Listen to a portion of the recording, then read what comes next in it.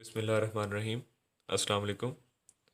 आज के इस लेक्चर के अंदर हम चैप्टर नंबर 5 स्टार्ट करेंगे और फर्स्ट लेक्चर में हमने पढ़ना है इंट्रोडक्शन।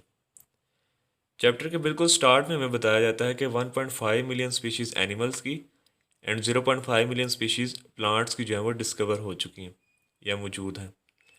अब इतनी ज़्यादा जब हमारे पास वैरायटी है, डाइवर्सिटी है, तो उनको स्टडी करने के लिए हमें उनकी ग्रुपिंग भी करना पड़ेगी और उस ग्रुपिंग को हम नाम दे देते हैं क्लासिफिकेशन का। और क्लासिफिकेशन के लिए जो बेसिक रिक्वायरमेंट है वो होती है कि उनकी सिमिलैरिटीज़ और डिफरेंसेस को पढ़ा जाए।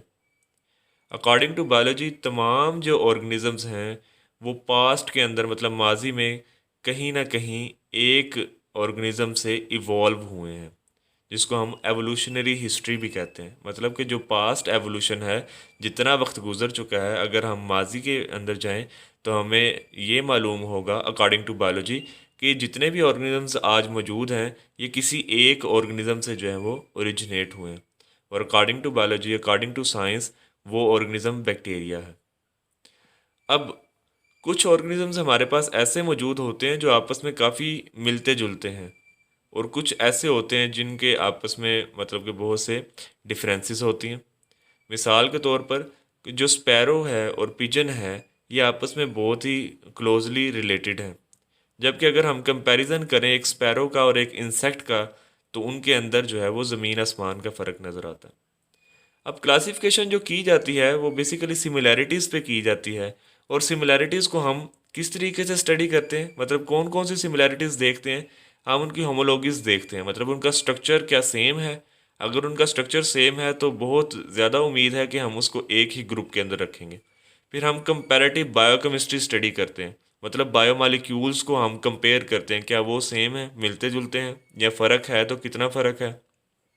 हम साइटोलॉजी को कंपेयर करते हैं और जेनेटिक्स को कंपेयर करते हैं। जेनेटिक्स के अंदर जो है वो number of chromosomes, structure of chromosomes और जीन्स को हम कंपेयर करते हैं। अब इसी इंट्रोडक्शन के अंदर हमारे पास बुक के अंदर स्पीशीज़ को डिफ़ाइन किया गया है। तो स्पीशीज़ को डिफ़ाइन करता है कि स्पीशीज़ एक ऐसा ग्रुप है जो नेचुरल हो, ठीक है, कुदरती तौर पे हो। तो नेचुरल पॉपुलेशन का ग्रुप है एक, जो इंटरब्रीड कर सकता है फ्रीली, मतलब कि उनके ऊपर कोई हमें फोर्स नहीं करना पड़ता, वो नेचर के अंदर खुद ही रिप्रोडक्शन करते हैं, इंटरब्रीड करते हैं। अब ये बात क्यों की गई है, क्योंकि हम नेचर में देखते हैं कि हॉर्स और डंकी भी इंटरब्रीड करते हैं, ठीक है, और उससे जो है वो इनफर्टाइल म्यूल पैदा होते हैं। तो हम हॉर्स और डंकीज को एक स्पीशी कंसीडर नहीं करेंगे। इसलिए यहाँ पर वर्ड इंटरब्रीड फ्रीली इस्तेमाल हुआ है, क्योंकि वो नेचर में खुद ब खुद करते हैं।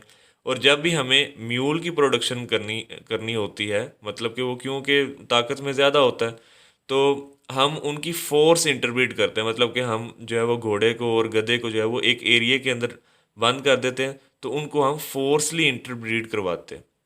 जबकि स्पीशीज़ में ऐसा नहीं होता, वो फ्रीली इंटरब्रीड करते हैं और फर्टाइल ऑफस्प्रिंग प्रोड्यूस होती है एंड रिप्रोडक्टिवली आइसोलेटेड।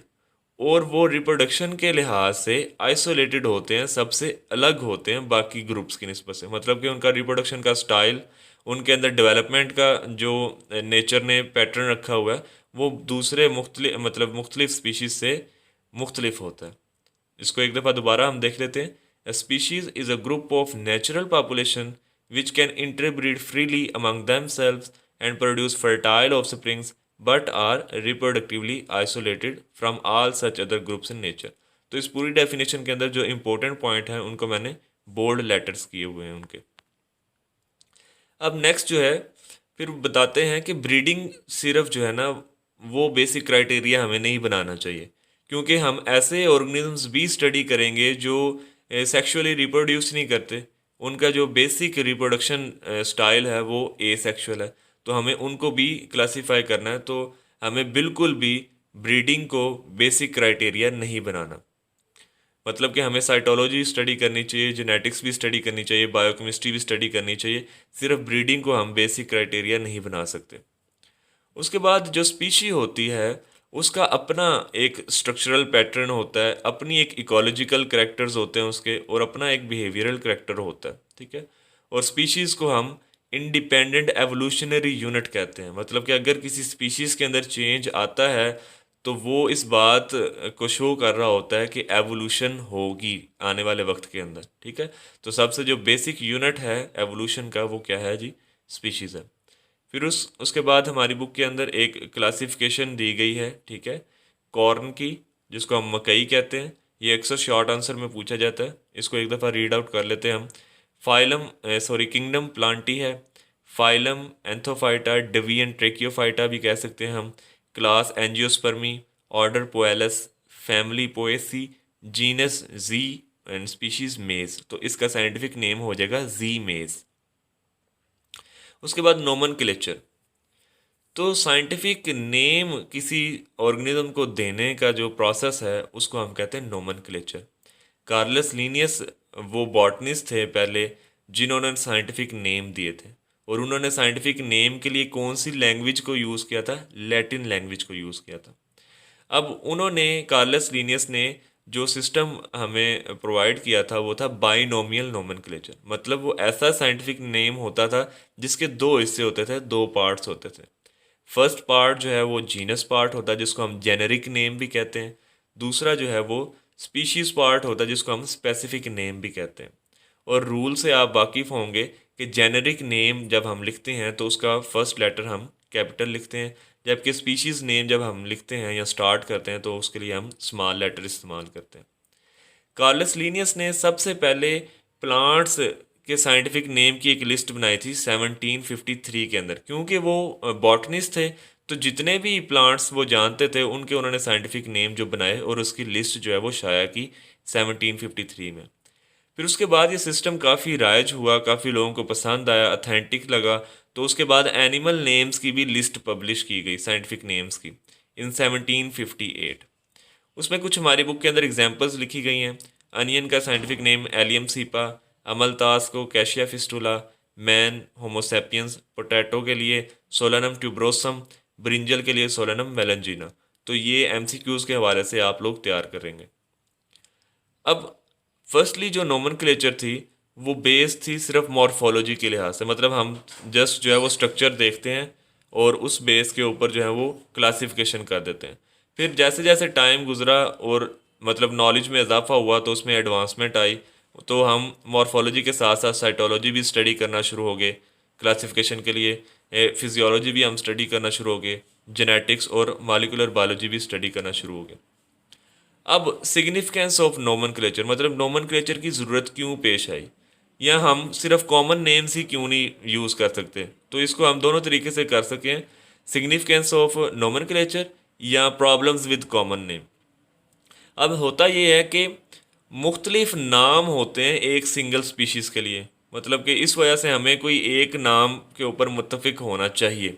मिसाल के तौर पर जो अनियन है वो पाकिस्तान के अंदर ही मुख्तलिफ इलाकों के अंदर उसका मुख्तलिफ नाम है। उर्दू में हम प्याज कहते हैं, पंजाबी में गंडा कहते हैं, और पाकिस्तान के दूसरे इलाकों में वो बसल और वसल के नाम से भी जो है वो जाना जाता है प्याज।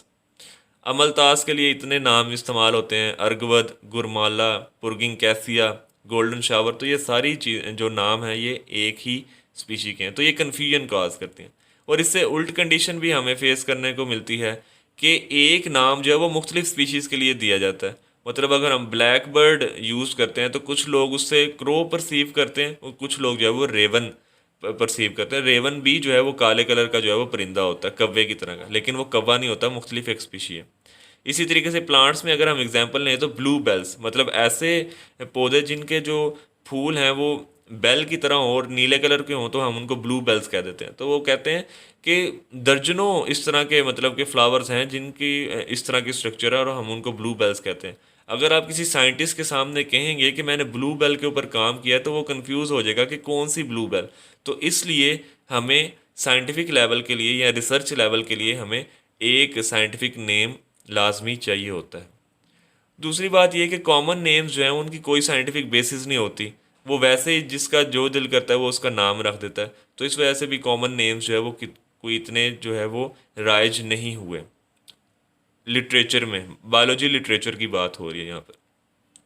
मतलब फ़िश जो है वो अगर हम बायोलॉजी के लिहाज से उसको डिफ़ाइन करें तो वो है जी वर्टिब्रेट एनिमल है, मतलब कि उसकी बैकबोन होती है, फिन्स हों और गिल्स हों, जिसके अंदर ये तीनों चीज़ें होंगी उसको हम फ़िश कहेंगे। अब हमने नाम सुना हुआ सिल्वर फिश, जेली फिश, क्रे फिश, स्टार फिश, ये सारी जो है इनके नाम के साथ फ़िश तो लग रहा है क्योंकि ये कॉमन नेम्स है, लेकिन बायोलॉजी की डेफिनेशन के मुताबिक ये फ़िश नहीं है। ठीक है, सिल्वर फिश और क्रे फिश जो है वो इंसेक्ट्स हैं। जेली फिश जो है वो इनवर्टिब्रेट है, उसके अंदर रीढ़ की हड्डी होती नहीं है। स्टार फिश के अंदर भी रीढ़ की हड्डी जो है वो नहीं होती, मतलब बैकबोन नहीं होती। तो ये जो है वो फ़िश के अंदर हम इसको काउंट नहीं करेंगे।